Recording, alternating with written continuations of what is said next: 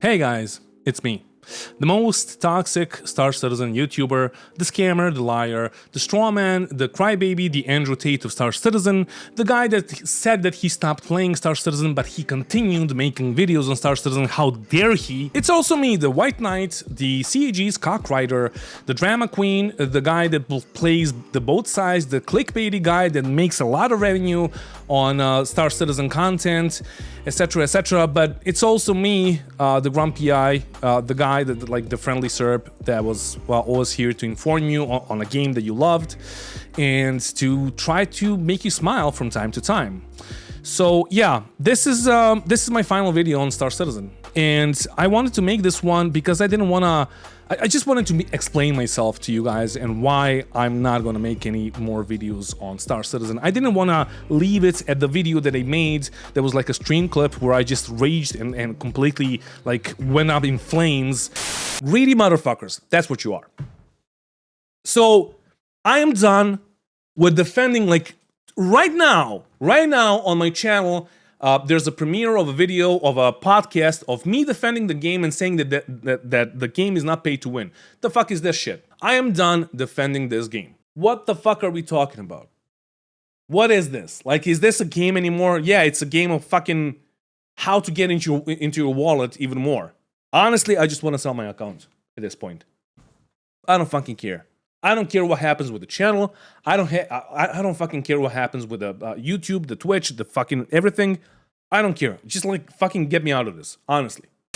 And I wanted to, like, explain and express my emotions a bit better, I guess.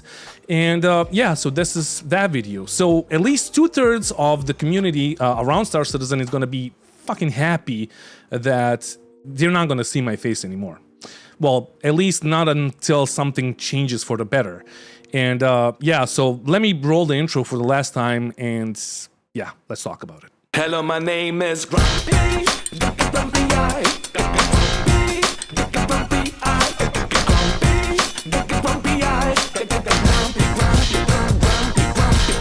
The year is 2012. Barack Obama was serving his first term as president of the United States. Blizzard has released Diablo 3. Microsoft launched Windows 8, and CD Projekt Red has released the enhanced edition of Witcher 2. But for a ton of us from the gaming community, nothing was as big as the Kickstarter of Star Citizen back then. And just like that, Star Citizen has raised $2 million out of $500,000 that they asked for. The Kickstarter was a great success. It was a great time to be a gamer, because we saw that there were still some developers that are still trying to deliver great games, push the boundaries of what is possible in game development, and do all that without looking like they're trying to make a quick buck off of their community. And that is why at the time we all loved the idea of Star Citizen not having a publisher. The promises were amazing. A rich universe focused on epic space adventure, trading and dogfighting in first person, single player mode that was available offline or online, drop in or drop out co-op play, persistent universe hosted by CAG, or moddable multiplayer hosted by you, the players. No subscriptions and no pay to win. Now, a ton of people will say that the original campaign was actually for Squadron 42, but that is simply not true. Squadron 42 was supposed to be a single player game mode of Star Citizen, and that information is still available on the original Kickstarter page, which is, legally speaking, the only thing that matters. Those were the times, but the times have changed, and the scope of the game has changed, and CAG as a developer and as a company has changed a lot. From 20 people that were working on Star Citizen back in 2012, they grew to a AAA studio-sized company with 1,200 developers working for them. And they all love saying that the only constant in game development is change.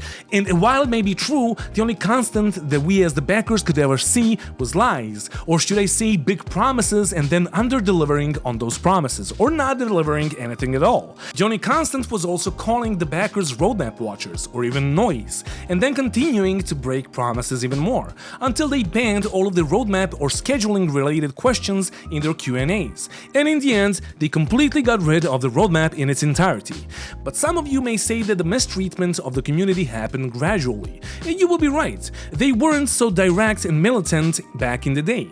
So we can say that the only constant with this game's development is overpromising, under-delivering, and the 3 residing family members that are on the board of directors: Chris, Aaron, and Sandy Roberts. 3 out of 6. Yeah. And I've tried documenting all the broken promises in the 2 years that I have been making videos on Star Citizen. And you can watch in-depth videos on this channel or on my second channel where I mostly post unfiltered clips from my streams. But since you're not gonna do that, let me do a recap of all the broken promises and all of the BS that CIG has shoveled down our throats in the past 11 years. Starting out strong with the CitizenCon 2016 and the sandworm that made everyone lose their shit. Not only that we didn't get the sandworm in 2023, but we still don't have this,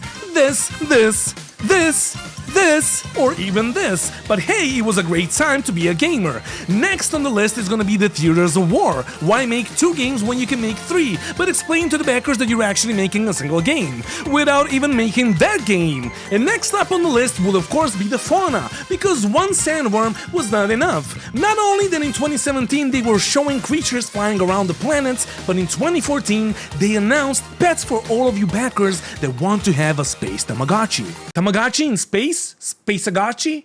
Staragotchi? More like Staragacha! I'm sorry.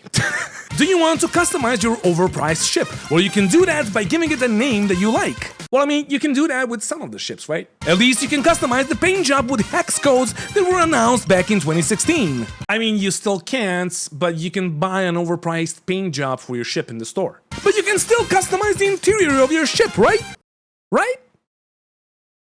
Right? Right? Well, even though you can't customize most of the ships to your liking, you will be happy to hear that back in 2022, John Crew from CAG said that they have not been releasing any ships or vehicles without their intended features in the past 4 years, so it's gonna be 5 years now. I mean, except the Hull C that just got released to the PTU without the tractor beam or the changes to the economy that are necessary for that ship to work, and the Argo Raft, the Drake Mule, the Origin 400i, like exploration, like come on, Crusader MSR, the data running, Drake Corsair, again exploration, Tumbril Nova, Terrapin exploration, Reclaimer, no hull munching, but it got like released before the salvage. The RSI Phoenix, like luxury transport, like come on. The Origin 600i, again, touring and exploration, the Origin 315P, the Reliant Zen Science, the Reliant Mako reporting, 890 jump, luxury transport. The Kari Blue, the Caterpillar, which is supposed to be modular, but it's not. And like, we don't have modularity, even though we should have modularity. Even the Kari was supposed to be like a completely modular ship, etc., etc. So yeah, that's a short list of all the ships that they released in the past 5 years without their features. But hey, instead of whining about all the ships and vehicles being featureless, not having NPC crew, explosive decompression, engineering gameplay, or AI blades, we can focus on the best features that were announced during CitizenCon back in 2016, like smuggling, escort missions, repair missions, covert operations, rescue missions, and farming, which were all supposed to be released in 3.1, 3.2, and 3.3. Oh, Grumpy, don't be so grumpy, don't be so harsh on them. They've changed, they've clearly changed since 2016. Have they? Really? Let's see. In 2017, not only did they have sold us the lie that soon we will be getting actual fauna in the game, but they also sold us a picture of something that looks like Area 18 and the planet of ArcCorp, but really isn't. They also told us that they have a tool that will procedurally generate districts and landing zones. Not just the exterior, but the interior too. So in other words, they made it seem like you could roam around the buildings of ArcCorp. Well, that never happened. CitizenCon 2018 brought us the full persistence, which we got just now in 2023, but it doesn't really work as intended. If anything, it works like it does in any other game that has persistence. But that is not all. This is the first time the CG officially announced server meshing for the next year. Well, that never happened. Now, CitizenCon 2019 brought us yet another promise of server meshing in 2020. They also announced amazing tech called Quanta that is supposed to make the whole game feel more alive, because it was supposed to regulate the economy as well as the resource availability and the NPC behavior across the verse. Gameplay-wise, we saw an infiltration mission that is not in the game, that was set in a facility that is not in the game, and then the player got attacked by NPCs that had no issues flying in the atmosphere, even though it was was obvious that the developers were flying those NPC ships, and in the end, the player went through a jump gate straight to Pyro. Well, that never happened. CitizenCon 2021 brought us yet another promise of server meshing happening by the end of next year, more talks about Quanta, and yet another infiltration mission, this time on Pyro. But it wasn't just an infiltration mission, because you could choose in which way you wanted to approach the mission. You could be sneaky or you can go in guns blazing. Well, that never happened. CitizenCon 2022 was more tame, and it seemed like they were showing us things that they are actually working on right now, and that we will get in the game in the upcoming patches. So this CitizenCon brought us the new EVA mechanics, player traversal system, the new AI, the new flight system, the completely reworked mobiGlass, and most importantly, it brought us a new and never been done before interaction system where the players will be able to interact with the items around them by pressing F on the keyboard. Well, obviously none of that ever happened, but at least you can count on CAG to release a patch every 3 months, right?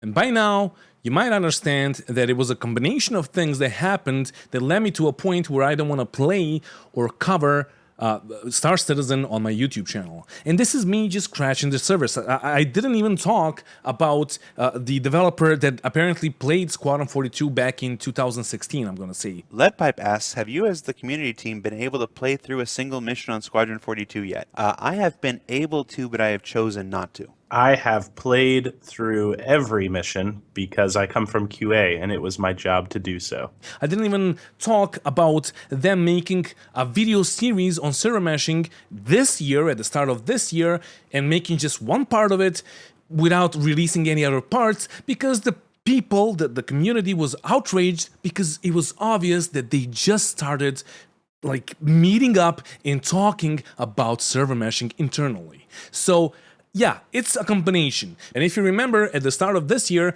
I said that this year is gonna be a make it or break it kind of a year for most of us, me included. And yeah, it broke me. But that is not the reason why I don't want to cover Star Citizen anymore. So let me tell you about the actual main reasons why I don't want to cover this game on this channel anymore. At the start of the video, I have said that CAG has changed as a company, and that is understandable. With the growth that they have seen in the past 3 years, it is obvious that they have to make more money to continue working on the project and to continue growing. But there are other ways to make money without monetizing every single bit of your game and locking things behind the paywall. If CAG had put in some work and gave us some of the promised features and some new and exciting game loops, and if they fixed the issues that are plaguing the game for years, they would make more money without having to revert to the scummy and scammy marketing tactics that the other AAA companies are using. Just like when they were selling land claims just to give up on that decision after the community got outraged, they could have listened to the community once more, but they didn't. Instead, it seems like the bigger they get, the less they care about the people that are making them so big. So currently on the game store, you can see that they're selling the starting money. Not only that, but they're also selling armor sets and weapons that you will lose upon death, which they don't tell you when you're buying those items. And we have no idea if they're even working on any kind of in-game insurance for the things that you paid for. They're also selling ships that aren't even in production, which we all knew. But the worst part is that now and then they're making it look like some of them are actually in production, just to take them off the progress tracker after the sales are done. That happened with the Banu Merchantman, that happened with the 600i rework, and it also happened with the RSI Polaris. Some of those unreleased ships have been sold for 11 years straight, but they are still in the concept stages. And in the end, when they want to boost the sales of a ship, they give you a loaner that costs twice as much, just like they did with the RSI Galaxy when they gave the players the Carrack as a loaner, just to ensure that they will make enough money during the sales. And you can say that this is not a problem since you can buy most of those ships and items in the game. And while that may be true, this is a classic classic pay-to-progress tactic that other companies are using to boost their revenue. Yes, you can buy all the ships in the game, but with the constant progression wipes, you're not going to grind for all of those ships and items every time a wipe occurs. And that is why a ton of players start feeling the fear of missing out and start buying ships on the store. Actually, Grumpy, selling ships is their main funding bundle, Grumpy. How do you not know that? Well, yes, sure. But why sell armor and items that you can lose upon death? Why sell manuals for modders when modding is not a thing and it's probably never going to be a thing? Why sell in-game currency for a game that we're testing? Why sell paints and why sell merch and everything else that they're selling on their website? Remember back in 2012 when they said no subscriptions? Well, there are two of them that you can choose from. Granted, you don't have to subscribe, but they sure as hell are trying to make you want to subscribe. On the other hand, we have the price adjustments for older ships, and somehow the prices always go up. Also, sometimes they take out the essential features of a ship that they already sold, just to sell other more expensive ships with the same feature. That happened with the Cuddy Red. They took out the respawn capability of the Cuddy so they could sell the JPEG of the Apollo and the currently available Carrack. And yes, the Cutlass Red was advertised to be a respawn point. You can see it on the website, just fucking Google it. But not all of the ships are finalized. In fact, none of them are. So each and every one of them needs to be either brought up to the gold standard or completely reworked. And somehow that always makes them better. Sometimes they get features that they never were supposed to get, such as the medical bay on the 600i. But hey, the gold standard is not the final standard for ships. There's gonna be plenty more of them. And in 3 years, they did a single gold standard update. 99% of ships have 99% of their interiors not utilized at all. If you take the Carrack as an example, you can fly it, you can shoot the turrets, and you can respawn in it. You can't interact with the rest of the ship. It is the same for all the bigger and medium-sized ships. And Star Citizen currently has 200 ships, so you do the math and try to see how long it will take them to rework all the ships or bring them up to the gold standard while working on the new ships and the ships that we already had as JPEGs and all of that, and it's just fucking mind-boggling. It's never gonna happen. And somehow they're always gonna get better. And somehow you will always want to buy the rework because now it's actually good. And on top of that, they aren't letting us use the hex codes so they can make money from selling paints on the store. And if you still don't understand what I'm saying here, this is what you need to know. Ship features are being decided by the marketing team, and you can hear it clearly here. Switching these beds out, is that standard with any Apollo? It's just the tier 3 ones at the moment. I don't know how we're gonna plan on that. That's one for the marketing department to decide on. Now, on the other hand, they claim to be the most transparent company out there, yet they removed the roadmap. They don't allow any questions that are asking how much is left for a feature or a ship to be released, and they have a progress tracker that doesn't even show any progress at all. You can spend hours looking at it, and you will still not be able to decipher if a feature is even close to being finished or released.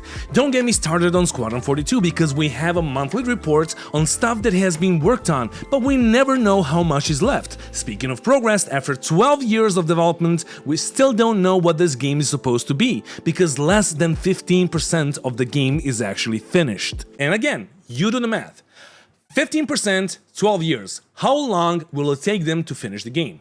And in the end, the thing that was the final straw for me was locking the PTU cycle behind a paywall. And if you have no idea what the PTU is, it's an alpha of the alpha. It's a test universe, where the players can test out the new and old features and report the issues so they don't make it into the live version of the game. And they locked that behind a paywall too. If you didn't invest $25,000 into the game, for only $10 more, you can test out the new features and play around with your new ship that you paid for and have been waiting on for years. Now, this is not even scratching the surface on how greedy they are, and even if they were the greediest studio out there, they could make it up to the community in a ton of different ways. But CIG does not care about that, and it shows.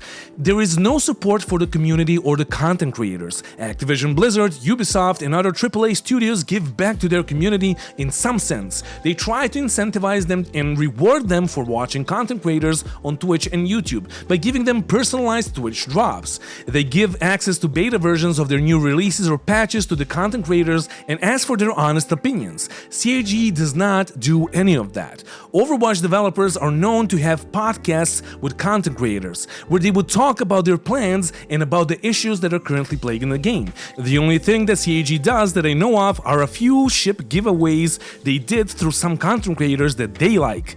But most of the ship giveaways content creators make are financed out of their own pockets or they get sponsored by their viewers. And we all know that CAG developers are watching the videos and they hang out in the streams. And some of them hang out in my streams, but I know that the rest of them are watching my videos because most of the bugs that I have showcased in my PTU videos were fixed right after I made them. Did I get anything in return? No, not even access to the Evocati. Even though I have reported and pushed them to fix the most game-breaking bugs, the kind of bugs that get deleted off of the issue console because they're that bad. So the devs remove the reports because they don't want anyone to exploit them. As an example, I was single-handedly crashing the servers when we got the inventory system feature in the game. They added the area too cluttered message because of me. When they added PES, I was destroying the servers by crashing two C2s full of cargo into each other over a small crater. So they added the server cleanup system. What I'm saying is, and I don't want to be modest here at all,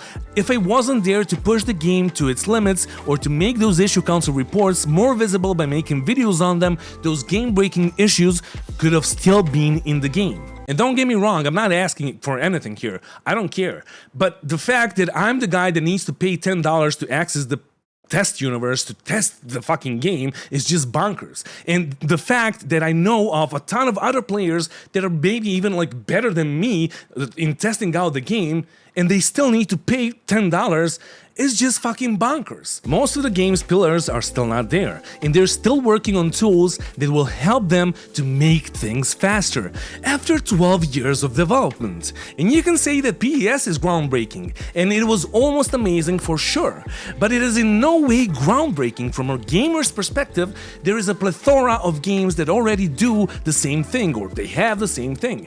DayZ and Space Engineers, to name a few. And now you'll say that those games are not MMOs, sure. But Star Citizen isn't an MMO either.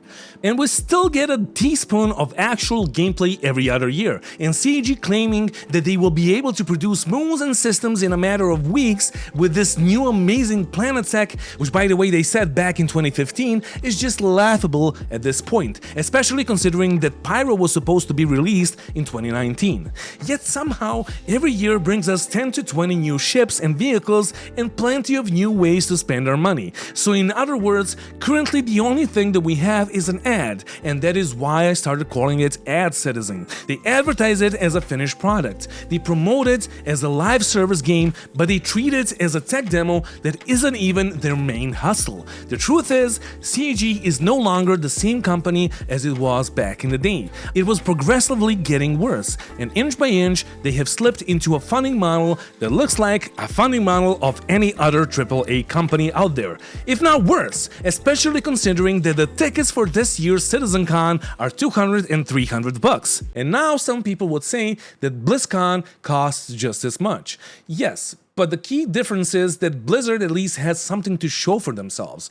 Warcraft, Starcraft, Diablo, World of Warcraft, Overwatch, etc., etc. While CAG only has empty promises and failures. And in the end, the whole funding model with its pay to win and pay to progress or pay to not miss out or locking out the PTU behind a paywall got me thinking that I don't really want to endorse, promote, or support this project anymore. If things change, yeah, sure, I'll be back. But I have a feeling that it's only going to get worse. But I need to uphold to my moral standards here and say enough is enough. And it really is this time. And will I miss it? Yes, I will. Because all I ever wanted was a realistic space adventure game, but unfortunately Star Citizen is just a realistic waste of space. And the only adventure is dreaming of the game that it might be, that it might become, which is unfortunate. But I don't see it changing anytime soon. So what will happen to the channel? Well, I have no idea. I guess we'll see. It'll be tough. I'll try to cover as many new and fun indie and AAA games as much as I can. But I'll try to cover things that actually excite me, and Star Citizen does not excite me anymore. and that is the truth, honestly. So yeah, a bit of a awkward ending, but yeah, I don't know. Post your comments in the comments. Hate on me as much as you want to. Share this and laugh at me and all of that. Sure, that's fine. But yeah. Also, thank you to all my supporters on Patreon and on YouTube. You guys are awesome. I'm just gonna list out all the people that ever supported me since I started the channel, because I think that's fair. We're going into like new territory now, which is uncertain, and I don't think the channel will survive this, because 8.5 thousand people subscribed to my channel because of Star Citizen. Not because of me, not because of anything else. It was because of Star Citizen. So I'm gonna try to make you stay because of me and my thoughts, but then again, like, why would you care, right? There are other like bigger YouTubers that already are doing like reviews of games and scams and all of that. So yeah, we'll see what's gonna happen. But yeah, that is it for today, guys. Love you, and I'll miss you. I know that like a couple of hundred of you already unsubscribed with my previous video, even more right now, probably. So yeah, take care, and don't forget to bring a towel when you're trying to reach space, and mwah. Bye.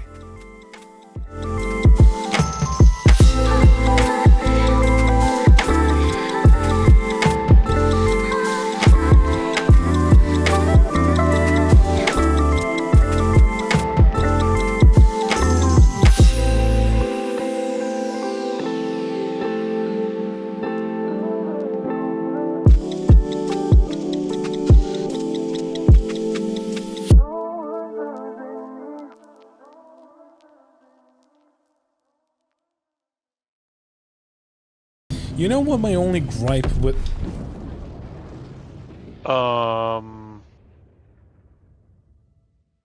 My apologies. How did that happen? What? I dropped a used med pen. Are you serious? Yes. 100% serious.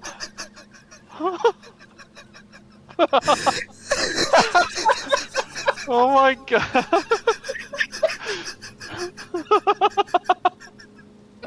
I'm at 89% health. I picked up all these med pens. I'm going to use a med pen. I used it and I was like, you know what? These things stay in your inventory when they're used. I'm going to drop it. Ship explodes. Are they? Wow. It's like a fucking... Did you hear that? It's like a fucking barrage. This is the most awesome bug I've ever seen in a game. Yeah. One more. Hey, fire at me, bitch! Amazing. No, I fired over Gumby. I want to fire back, man. Oh, I hit your shield there. Something blew me down. Well, blow me down. This fuck, you can whoa! Dude, that's awesome, dude. Look. It's just like mortars. Oh my god, you're almost hit me. That Holy just went over my shit, head. dude! That was like a special attack from like a fucking Dark Souls game or something. Yeah, this is the most awesome gun I've ever seen in a game.